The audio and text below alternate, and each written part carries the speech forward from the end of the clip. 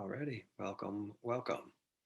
Class number two, Shamatha, calm abiding. Hopefully everybody has had a good week of engaging in the practice, engaging in the sitting practice, um, applying these principles, practices to life as well. Ideally, one of the things I just want to spotlight, we're cultivating these states and expressions on the cushion, but also how is it that we can cultivate this or remember, recall this off the cushion too? So sometimes there's a sense we can have a memory in terms of the images and the internal talk that arises that's associated with memory. And sometimes we can have a bodily memory, a felt memory that can happen. So let's say, for example, if someone is sitting within the morning time, it can be a worthwhile practice later on the day to see if there's some sort of recall, some sort of physical recall that can happen of some semblance of what was happening for you in the meditation. Or maybe even within that recall, there can also be the echo into the mental state as well. So I just want to drop that in, that seed out there, always looking for opportunities to thread together the sitting practice and the life practice. But without further ado, let's get into some content here. So, shamatha, calm abiding number two. So, we're looking into cultivating some of the positive states. So, last week, as a review for people, we were looking at concentration, qualities of concentrating the mind, the default mode network versus task positive network, a sense of kind of this default mode of how our mind goes into distraction, goes into fantasy planning, daydream, and how prolonged,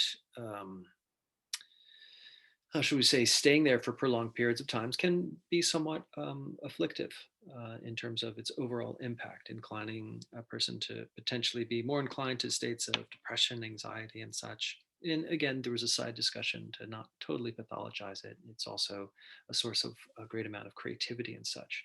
But if we can have a mindful relationship to that, it's best. This idea of gokara, which is the interplay of the explorative and the restrictive focus. So when we're any technique that we do, there's some sort of boundary. Yeah. Uh, Outside of that boundary, that's irrelevant. We're trying not to deal with that. Inside of the boundary, there's openness and exploration. So we were looking last week at working with the breath, leaning into certain pleasant qualities within the breath. So the restrictive focus was, well, we're not going into thoughts. We're not going necessarily into open, choiceless awareness for that particular technique. So the restrictive focus was trying to stay narrow on the breath. But within the openness and exploration is how can we mind the breath in order to notice the pleasant qualities that can be found within the in breath, the joyful, pleasant hedonic tone, the energy, um, the pleasant fullness of our air needs being met, some of those qualities within the top of the in breath, sense of wakefulness, a sense of curiosity, a sense of fullness, out breath, inherent relaxation response, relinquishing release, base of the out breath, contentment, tranquility, stability, equanimity. These are just some qualities that people report finding, but what is it for you? So that interplay between the restrictive focus and the exploration. Yeah? So this week I'd like to look a little bit about, again, going into the brain. And we tend to, a lot of us have a bit of a negative bias that happens for us, and that shows up within, well, a lot of how we interpret our experience, and how a lot of this training within shamatha, within kama body, can help kind of balance that out. We're going to work a little bit into feel tone. So for some people that are kind of classical Theravadan types, they'll be familiar with this. Um, and of course, working with kind of building some equanimity. So it'll be on the horizon. We'll also be touching upon that in the sit. So like I said, let's get into actually engaging in a little bit of sitting practice. So allow yourself to come to a comfortable upright position.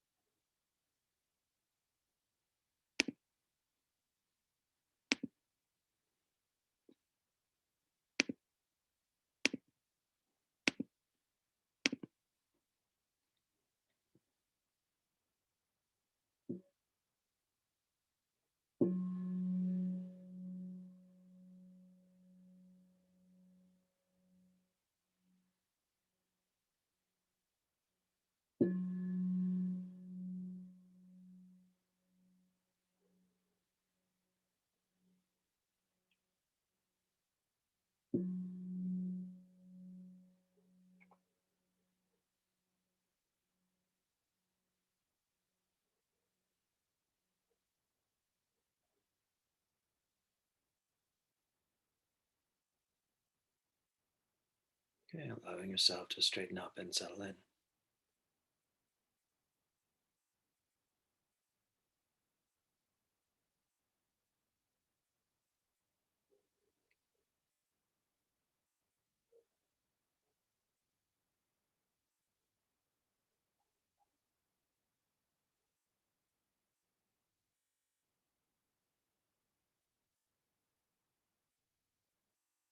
Just checking in with the weather that's taking place. How is the mind and the body right now?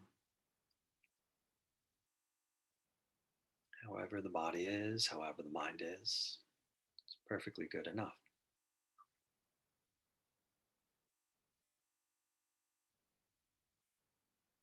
Let's begin to turn our attention towards the breath.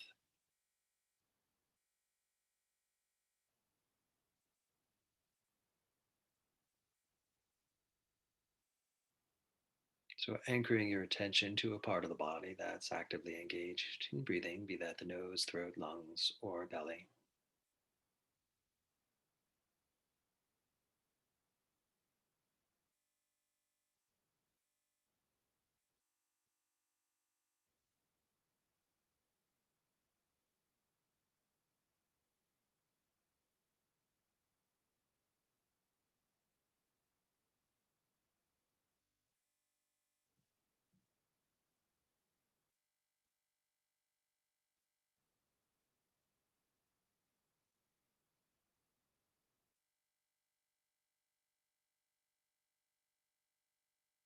Just observing the in and out breath here.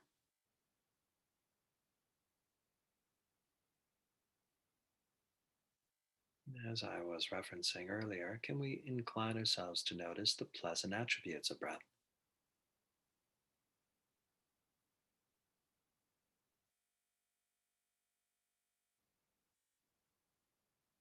Spending a few moments tuning to the in breath, what's uniquely available there. Give yourself permission to discern, notice what's there, and permission to feel.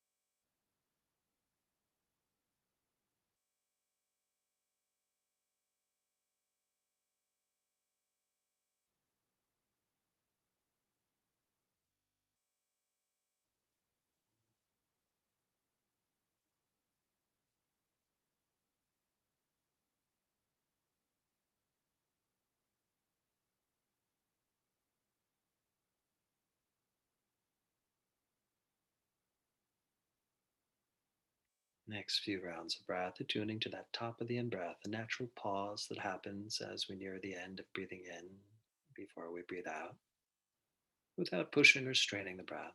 What do you notice is available there? Discern and give yourself permission to feel.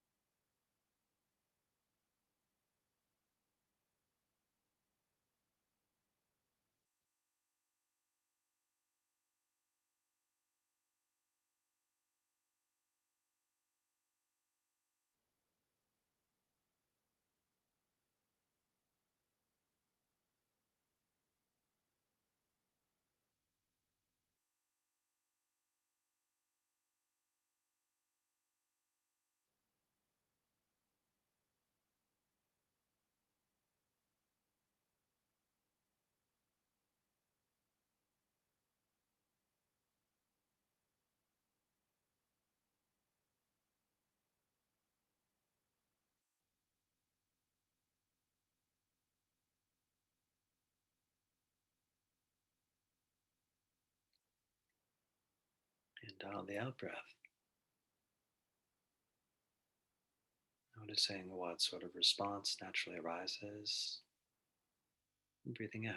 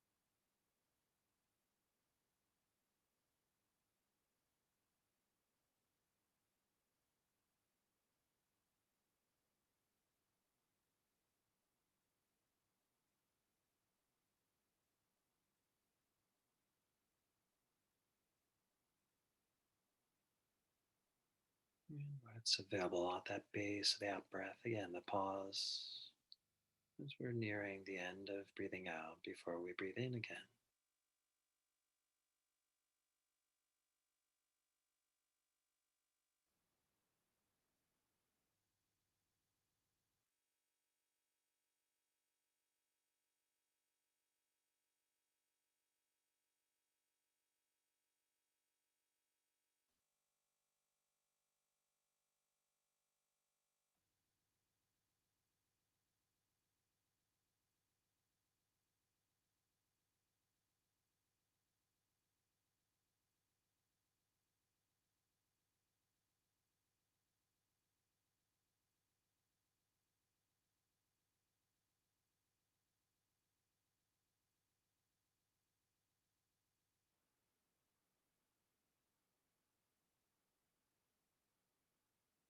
Okay, good.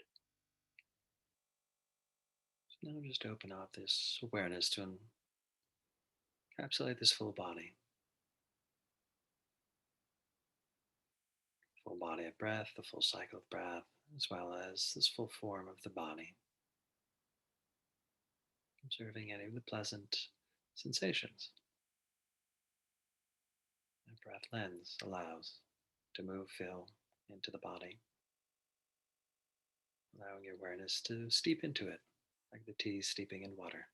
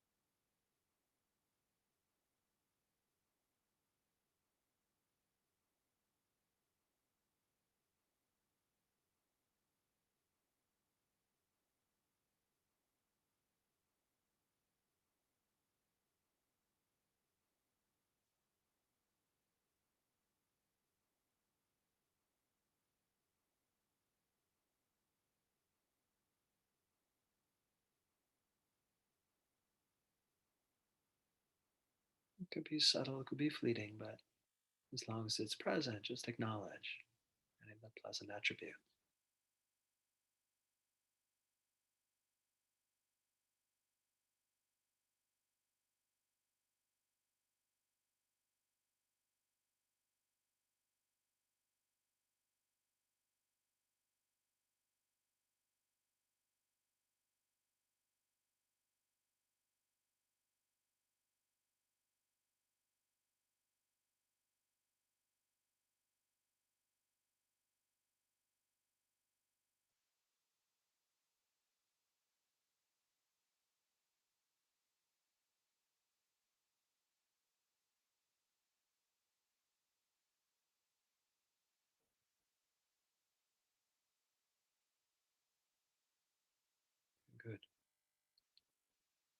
Oh, let's just also acknowledge what else is there.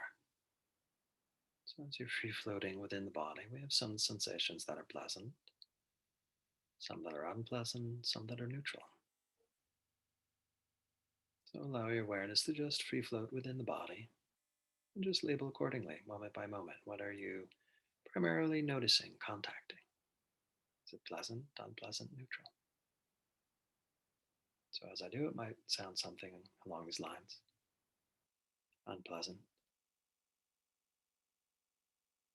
pleasant, unpleasant, neutral, pleasant,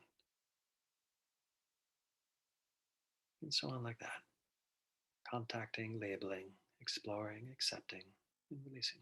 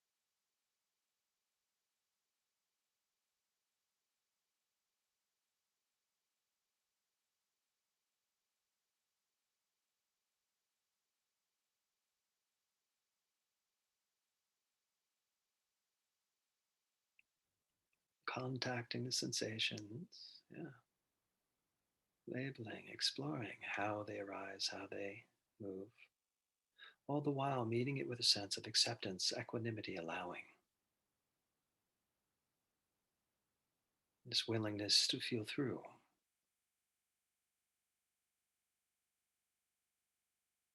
tends to pacify our reactivity. This willingness to have a sense of acceptance, equanimity,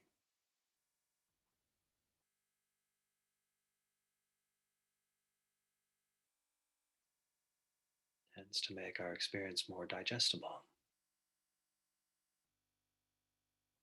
Lean into the equanimity part, the acceptance piece, as much as available.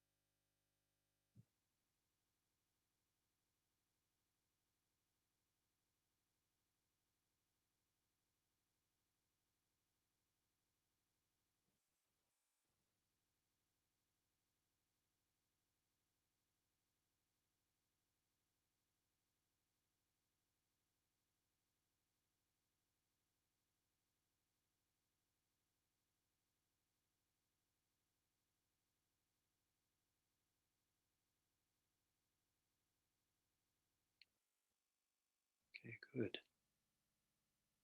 Now let's reconnect again. As we've been exploring the various feel tone flavors, let's attune ourselves once again to the more pleasant feel tones.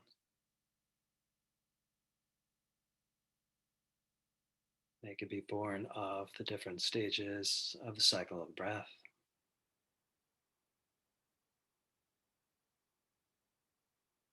They could be born of our response of acceptance, allowing equanimity.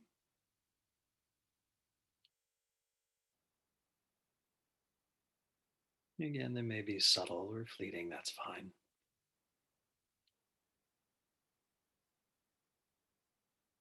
But whenever they arise, contact it. Give yourself permission to feel that and appreciate it, which potentially can create another moment of pleasant. You allow yourself to feel, creates another moment of pleasant, thereby creating this positive feedback loop. We're cultivating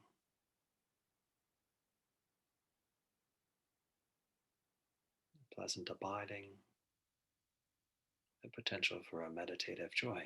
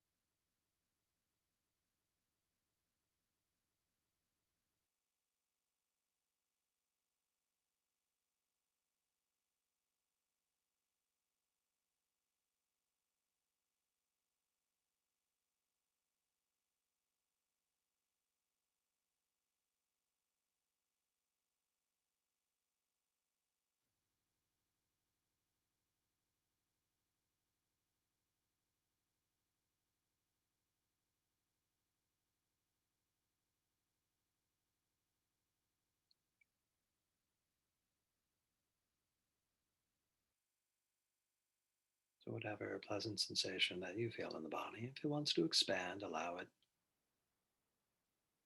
If it wants to contract, allow it. Whatever degree any of these sensations present a sense of movement, fluidity, flow, just permit, allow, and enjoy.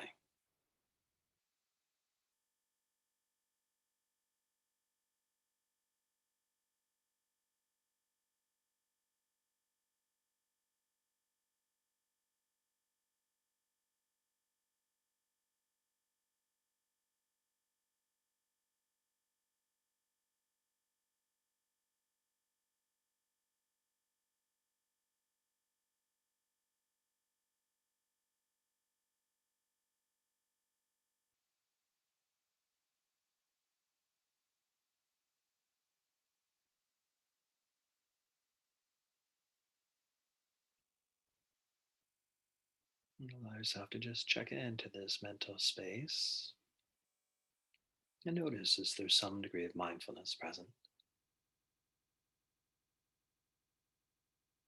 some degree of a stability of mind or concentration,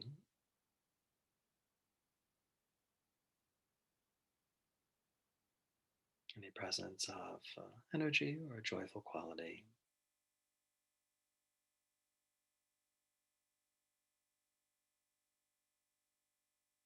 any degree of tranquility,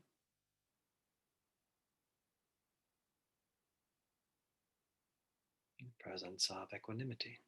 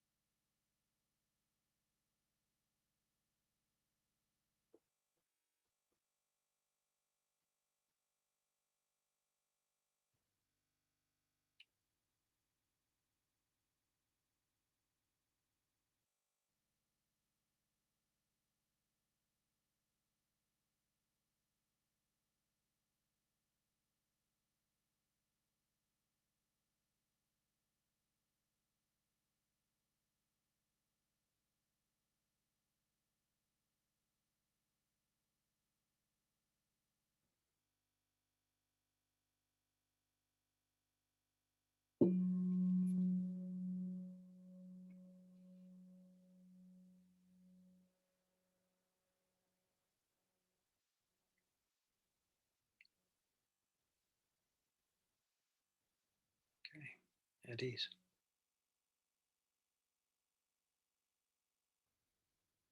Post bell practice, allow yourself to remain open to whatever it is that you've generated during the course of the sit.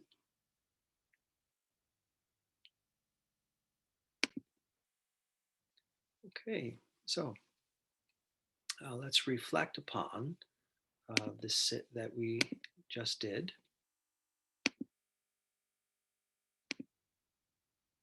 Okay, um, so, huh, interesting. I don't think I mentioned this before, but one of the things that we're doing here is trying to, yeah, okay. Overall, sometimes when we try to meditate, there is a sense of, how shall we say, part of us is into it. It's like, yay, I want to meditate, want to practice, want to do this. Um, and sometimes there's more of a sense of, yeah, no, there's some part of us that is a little resistant. There's a little bit of inertia that happens. So we can feel that that can be something that can influence a sense of distraction, that can influence a sense of wanting to go into fantasy, planning, daydream, entertainment, as well as maybe dissociative qualities. So how is it that we can kind of allow all of ourselves, to be into it, so to speak? So there's something about allowing ourselves to enjoy the practice. So this is a theme that I've been exploring a little bit more lately. The more that we can kind of cultivate this pleasant abiding, then the more aligned we'll be with the activity, the more those parts of ourselves that feel a little ambivalent will want to engage, so to speak. So we're kind of unifying the mind. in the focus, unifying the mind and the experience. Those are some of the underlying, how shall we say, causal conditions for shamatha or calm abiding.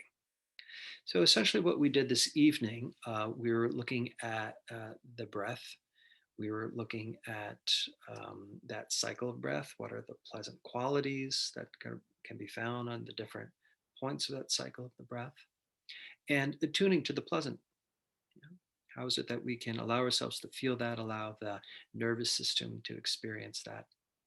And so by then we opened up to the rest of the body and just kind of explored a little bit of um, the pleasant, the unpleasant, the neutral. And sometimes what happens is, as some people have reported, yeah, we can tap into the unpleasant by having that clear comprehension, that discernment quality of what it is, that ability to bring that equanimity to it. There can be that impermanence, there can be that dissolution of it, or oftentimes maybe the unpleasantness becomes less of a problem, or it may even just kind of move more into the neutral camp. So in this way, we're, how shall we say, kind of pacifying the mind from things that are kind of distractive, pulling at us, so to speak, by opening up, turning towards, feeling into it. It can kind of pacify our reactivity. So at that point, I was really leaning into, okay, can we have equanimity acceptance? You know, so there's something about that equanimity response that helps to allow us to digest the experience. Then we're leaning into the pleasant field tone, creating this positive feedback loop. Oh, this is something pleasant. I'm noticing it's pleasant, giving myself permission to feel the pleasantness of it. Oh, that's another pleasant moment. I'm leaning into that, giving myself permission to feel that, creating a pleasant moment again, creating this positive feedback loop. So it's part of the way that we sat this evening, trying to lean into, um, you know, cultivating this meditative joy that will help to kind of um, align the mind all together. And at a certain point, we're kind of playing around with expansion, contraction, fluidity, flow. So some people may have tapped into that a bit as well. So why? Outside of, I could talk about within the meditative practice, the practicality of doing such exercises, inclining ourselves towards meditative joy, pacifying the mind. Well, we tend to have a negative bias. A lot of us do. Negative bias in our perception. Um, you know, they say that negative memory or negative experiences tend to automatically be recorded into memory. There's some evolutionary um, imperatives for that. The more that we can kind of remember the dangerous things, or this is where the saber-toothed tiger jumped out of the cave. This is where somebody fell into a well. The more that can help save us, protect us. But unfortunately, what happens is a lot of our memories may have this sense of, well, having recorded a lot of the negative stuff. So in our past, there can be this negative bias that can happen. You know? And oftentimes, if we reflect upon that, that might create this kind of appearance of or presence of this negativity, a judgment, a criticism, a depressive view. Then, also memories can be very state dependent too. We feel a particular emotion, then the memories that correlate with those that relate to that have that emotive valence to it tend to come to the foreground. So it can kind of go both ways in that respect. So just by living on this planet, for a lot of us, it can cultivate this negativity bias, which is unfortunate. So unless we really act upon it, that's something that can begin to really propagate and potentially become problematic for some of us. So also by tapping into this feel tone that we're doing, the pleasant, the unpleasant, the neutral, a couple things. Um, it really speaks the language of the midbrain, this midbrain region deep inside there that assesses the pleasant, unpleasant, and neutral experiences. It has a relationship to the mechanisms that trigger fight, flight, freeze response. as well. So sometimes by just being able to tap into our experience of pleasant, unpleasant, neutral, be with it, have acceptance, equanimity of it, it tends to kind of regulate our deep reactivity. It increases a sense of dispassion towards whatever the stimuli is. Not necessarily that we become kind of this bland automaton, but that we don't necessarily need to react, have any sense of urgency. So again, going back to that last class when we were talking about shamatha, calm abiding, um, it's about, part of it is about this cooling effect that shamatha has, reducing the sense of urgency that we might have or hold in whatever stress that we carry with us um, because of the day, or any stress that we have that we carry deep in our bodies, baseline experiences of stress. So by being able to tap into that, tune into it, we can kind of regulate that experience. And also by being able to, how shall we say, continue to tap into it, notice its impermanence and dissolution, it helps to have a little bit more equanimity, acceptance of each further or subsequent uprising. Yeah? So the more that we can kind of do this, we can digest, metabolize our experience, and maybe even begin to open up more to the pleasant. So the negative experiences, the unpleasant experiences, seem to be more digestible, less problematic, and the pleasant experiences that we meet with, having the equanimity tends to propagate that a little bit more. So part of that is we can shift that negativity bias. So part of the requisites for the brain to recognize and record pleasant memories is we have to have a pleasant experience. We have to recognize that it's pleasant, and recognize that it's kind of, hey, I'm having a pleasant experience. I'm feeling it's pleasant. I'm recognizing this is significant, and be able to hold that for a minimum of 4 seconds before the brain is like, right, fine, I'll write out a memory for this one. So it helps us to incline ourselves towards a little positivity, specifically cultivating that positivity from time to time. So in the field tone, we're working to pacify the mind, so to speak. So in the meditation, the exploration of what is occurring for you, leaning into that pleasant, unpleasant, neutral. So for a lot of us, some of us, we might have experienced that. It tend to kind of neutralize a lot of our experience. The extremes of the experience, the extremeness of the unpleasant or the extremeness of the pleasant, began to kind of like pacify, began to kind of neutralize a bit. So this contributes to the pacification of the mind, decreasing of our reactivity, yeah? Even decreasing on our commentary, on our rumination, kind of shutting down that default mode network. We're able to be with our experience fully, regardless of whether it's pleasant, unpleasant, or neutral, which is a good place to be. So, as well, we're meeting our experience with equanimity. It also facilitates that non grasping and acceptance. So, equanimity, for those who are newer to that term, upeka in Pali. So, quoting Culadasa, a non reactive state in which the pleasant and unpleasant experiences no longer evoke craving in the form of desire or aversion. So there's this non-reactivity to it.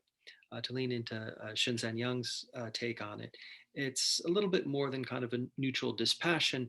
It's more of this sense of this full willingness to feel through and experience. There's actually kind of this sense of warmth to it. And we can talk about equanimity as being part of the one of the four abodes of metta practice. So there can actually be this kind of warmth quality as opposed to just this clinical neutrality. So, if we, in a way, kind of work through the unpleasant experiences so it's less obtrusive, less distracting, less distressing, and we can allow ourselves to then attune a little bit more again to the pleasant aspects of breath. So we started off with breath, attuning ourselves to the pleasant qualities of breath. Then we kind of chipped away at some of the things that could be distracting or destabilizing. And part of that is by cultivating this equanimity, this allowing, this kind of warmth of response. Then by turning our attention back to the pleasant qualities, we have the pleasant qualities potentially available from the breath, pleasant qualities from our training ourselves, attuning ourselves to having this warm, accepting, allowing response to it. Then having that warm, accepting, allowing of the pleasant, that can create this potential positive feedback loop. Yeah. So the pleasant sensations, the mental states tend to arise, equanimity, the positive feedback loop. So that's part of what we're attempting to do this evening. So putting it together, it's one way that we can talk about, how should we say, the shamatha. So by inclining the mind towards the pleasant, makes the meditation more enjoyable, brings the mind together. So when we have samadhi or our concentration, attention, and we're cultivating it in a way that we're attuning to qualities of joy, qualities of tranquility, of equanimity, and there's also the presence of mindfulness. Uh, when we look at kind of old school early Buddhism, those are the chaitasikas, or those are the mental factors that all come together to give rise to this experience of shamatha, or that calm abiding. Last week, after class ended, a couple of us stayed on, and we're having this conversation where we're looking at, all right, what's the difference between shamatha, calm abiding, and samadhi? And that led to a very interesting conversation. So this is, I guess, to reflect upon that, and also kind of my thoughts since then. Is, yeah, looking at this kind of old school. This is kind of a very Theravadan take, when we look at the different mental factors, that can be cultivated. So the mental factors, the chaitasikas, those are, um, different mind states that arise. Yeah. So there can be afflictive ones, such as the craving, aversion, unconscious, those afflictive hindrances. And there can be more of the pleasant, positive chaitasikas, such as stabilized attention or samadhi. So in this case, samadhi is just the stabilizing of the attention. Yeah. So when the attention is stabilized, there can be something pleasant about that. And the more that we can incline ourselves to notice that, so along the lines of kind of right effort, can we cultivate these qualities of joy, tranquility, and equanimity? And then, of course, having the qualities of mindfulness that go with it. That's what they talk about in terms of an early Buddhist thought. When those mental factors are all come together, then that the overall effect is having a shamatha state. Um, Interesting enough, I mean, to me, and maybe for people who are here who just came off of the Awakening Breath series, we finished off by that series by looking at the 7 factors of enlightenment. So right here, 1, 2, 3, 4, 5. These 5 are 5 of those a list of the awakening factors. The awakening factors that are not present in the shamatha list are investigation of phenomena, and virya, or the particular energy, that energy of determination, that kind of, I guess, going hand in hand with that investigation of phenomena, probably is more, suggests, implies more of the vipassana element. Yeah. So for those that are interested in kind of the classical awakening liberation, it's the dovetailing of the insight and tranquility, or the vipassana and the shamatha, the investigation and the determination, along with kind of stabilizing attention, having kind of the pleasant abiding, as well as that mindfulness quality. So, for those that are interested in kind of the classical formulas there, I offer that to you. So, how does this land? Any of this uh, that was brought up here? My intention this evening is, I have a habit of kind of opening up and being very word heavy, and getting into a lot of thought, and then we kind of have less time to sit, and even less time to kind of discuss things afterwards. So I thought I'd kind of flip it around this evening to see if we can have a little bit more time for discussion.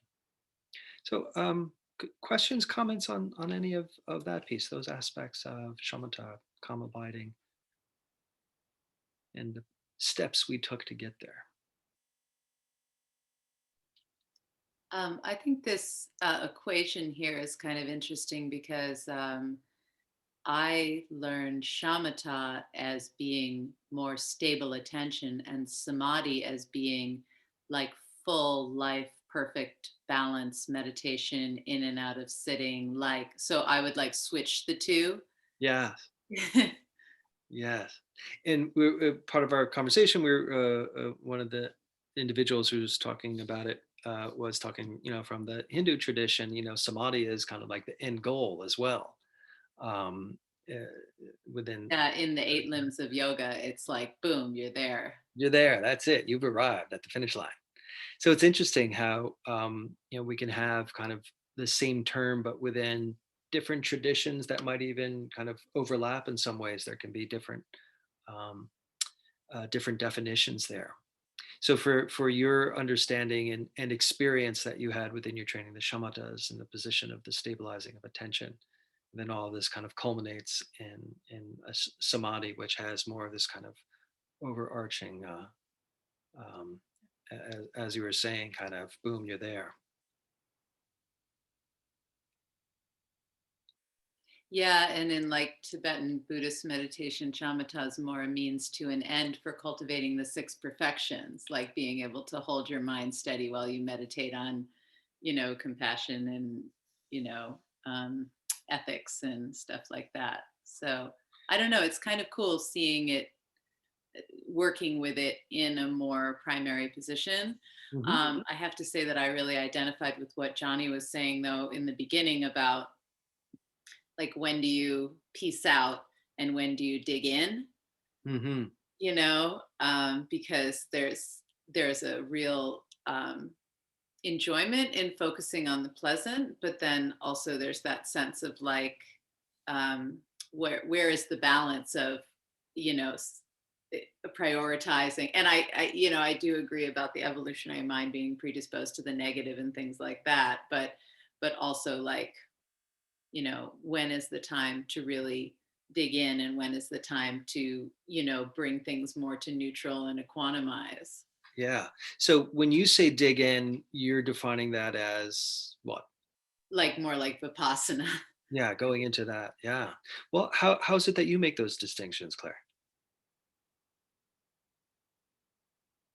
I mean, I've been doing two sits.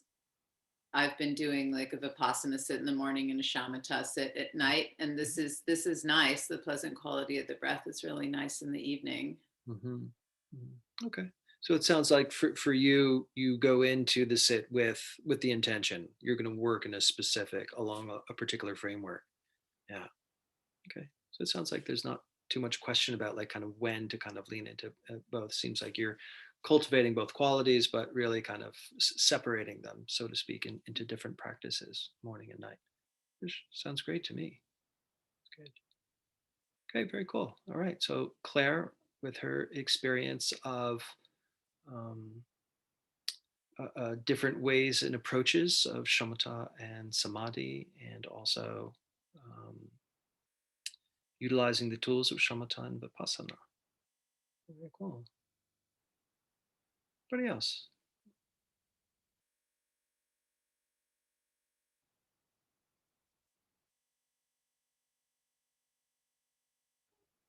So, a question for you guys. Were people able to lean into having some degree of being able to cultivate the positivity? When I talk about that positivity, positive loop, positive feedback loop, was that available to anybody? Did anybody have any degree of anything interesting happen there for them?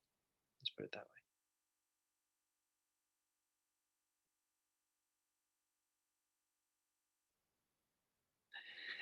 I got one okay sign. Maybe it might be easier if I pause the recording. Okay, so thank you everybody for coming out. Thank you for your time, your attention, your intention, and any of the benefits that you have cultivated in your practice as a result of how you've cultivated and directed your own mind. So I wish a continued and sustained practice for you. Hopefully, this will continue until we meet next. So let's end with a dedication of merit. By the merits of these acts and other such virtues, may we attain liberation for the benefit of all beings. We bow before those who have come before us on the path after us, and to those who walk beside us on the path.